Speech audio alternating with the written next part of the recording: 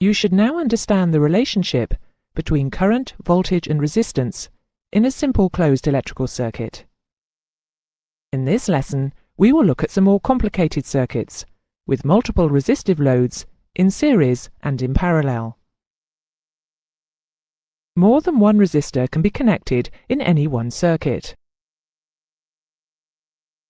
and they may be connected in series, which is one after the other, in parallel, which is alongside each other, or in a combination of series and parallel.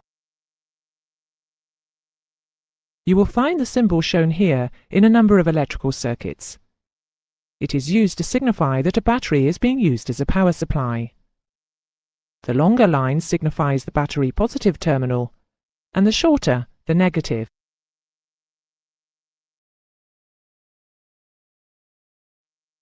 You are already familiar with Ohm's law. There are two more laws that you need to know to help you understand what is going on in series and parallel circuits. These are known as Kirchhoff's laws. Kirchhoff's first law states that the total current flow into a point on a circuit is equal to the current flow out of that point. Or, to put it simply, what comes out equals what goes in. In the diagram shown here, there are two current flows, I1 and I2, into point X. So the current flow out from point X, I3, must equal I1 plus I2. Kirchhoff's second law states that if all the voltage drops in a closed circuit are added together, their sum always equals the voltage applied to that closed circuit. We will look at this second law in a moment.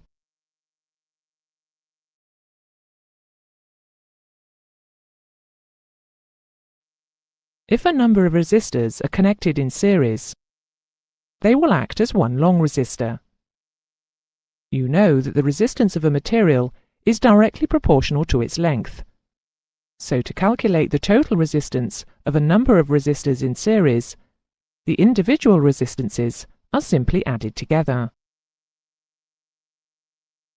In our example here, the total resistance of the circuit, RT, will be the sum of R1, R2, and R3. If we add some numbers to the circuit, you can see that the total resistance of this particular circuit is 4 ohms plus 6 ohms plus 10 ohms, making a total of 20 ohms. The applied voltage is 12 volts. To calculate the current flow in the circuit, Ohm's law can now be applied. I equals V divided by R. So the current is 12 divided by 20, which equals 0.6 amps. This current will flow continuously through all three resistors. We can use this circuit to prove Kirchhoff's second law. If we apply the current flow of 0.6 amps to each individual resistor, we can establish the voltage drop across them. R1 is 4 ohms. So, using Ohm's law, V equals IR. The voltage drop across R1 is 4 multiplied by 0.6, or 2.4 volts. The voltage drop across R2 is 6 multiplied by 0.6, or 3.6 volts. And the voltage drop across R3 is 10 multiplied by 0.6, or 6 volts. According to Kirchhoff's second law, the sum of these voltage drops should equal the applied voltage of 12 volts, and it does. Series connection of loads is impractical because individual resistive loads cannot be individually controlled. Also, the failure of one resistor would mean failure of the rest of the circuit.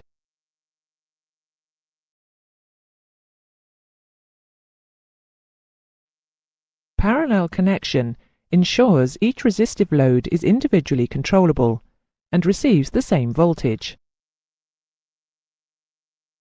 Failure of one resistor will not affect the operation of the others.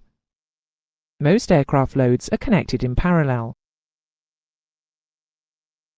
When we connect resistors in parallel, they act as a single resistor with an increased cross-sectional area.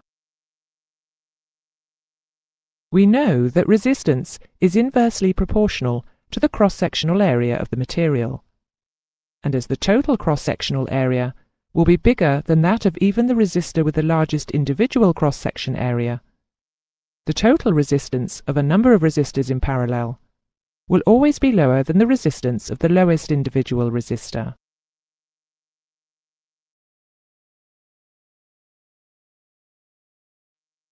The total resistance of a number of resistive loads in parallel can be calculated using the formula 1 over the total resistance, RT, equals 1 over R1 plus 1 over R2 plus 1 over R3, and so on. In the circuit shown here, R1 is 4 ohms, R2 is 6 ohms, and R3 is 10 ohms. Using our formula, 1 over RT equals 1 over 4 plus 1 over 6 plus 1 over 10. You will recall from your school maths training that to solve this equation, we need to find the lowest common denominator for 4, 6 and 10. This is 60. So we can rewrite the equation as RT equals 15 over 60 plus 10 over 60 plus 6 over 60. 1 over RT equals 31 over 60. To get RT, we need to invert this, so RT equals 60 over 31, or 1.94 ohms. We can now use Ohm's law to calculate the total current flow in the circuit. I equals V over R, or 12 over 1.94, which is 6.2 amps. We can check this calculation is correct by looking at the current flow through each resistance individually. Using Ohm's law, the current flowing through R1 is V divided by R, or 12 divided by 4, which is 3 amps. The current flowing through R2 is 12 divided by 6,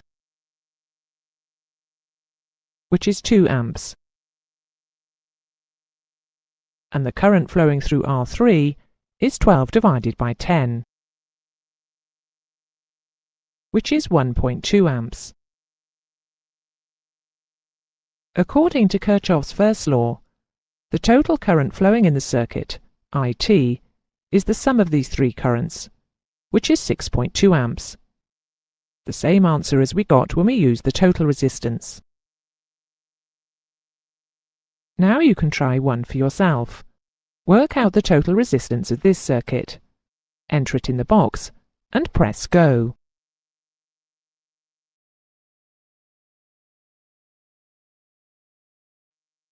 To calculate the total resistance of a circuit containing resistive loads both in series and in parallel, we first calculate the resistance of each parallel group, and then add them together with the series resistors. In the example shown here, We will first calculate the total resistance of the parallel resistors R2 and R3, then add it to R1. Using the formula for parallel resistors, 1 over RT equals 1 over 6 plus 1 over 10, the lowest common denominator for 6 and 10 is 30.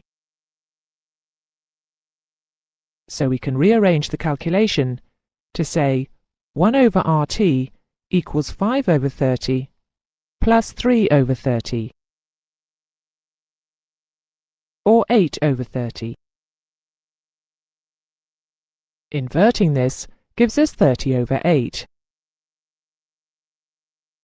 which is 3.75 ohms.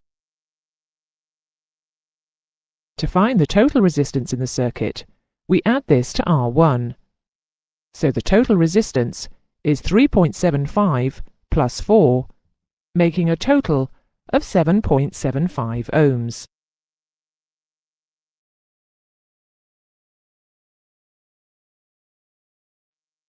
The arrangement of resistors shown here is called a Wheatstone bridge.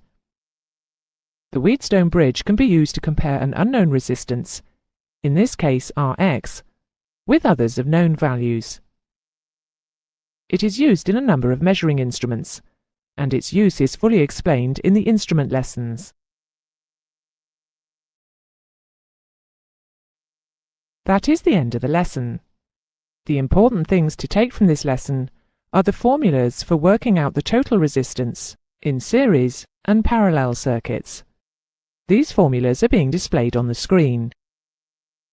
Remember that in a circuit containing resistive loads both in series and in parallel, we first calculate each parallel load, then add them to the series loads.